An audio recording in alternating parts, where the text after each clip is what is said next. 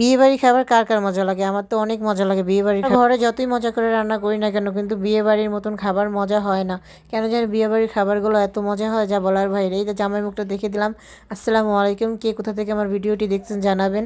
শুরু থেকে শুরু করলাম। এই তো বিয়ে বাড়িতে চলে আসলাম, ছোটখাটো একটা অনুষ্ঠান। এই তো বরযাত্রী চলে আসছে আর এখানে খাবার রেডি করতেছে। আমি একটু গিয়ে দেখলাম বাবুচি কি কি আইটেম করলো। মাশাআল্লাহ অনেক আইটেম করেছে। পোলাওটা জাস্ট ওয়াও ছিল, আর গরুর কালা ভুনাটা এক কথায় অসাধারণ। এক ফাঁক দিয়ে আমি একটু ছাদে ঘুরে আসলাম, এখন খেতে বসবো। এই তো জামাইয়ের খাবারটা মাশাআল্লাহ অনেক সুন্দর হয়েছে। এর মধ্যে আমাদের খাবার দিয়ে দিয়েছি, তো আমি রাইস নিয়ে নিলাম। মন মতো করে রাইস নিব, যতটুকু খেতে পারবো ততটুকু নিব, বেশি নিব না। আমি কেন বুঝতে পারি না, আমরা যতই বলি না কেন বিয়ে বাড়িতে যে আমরা পেট ভরে মন ভরে খাবো, কিন্তু আসলে খাওয়া যায় না। বিয়ে বাড়িতে গেলে অল্প একটু খেলেই পেট ভরে যায়।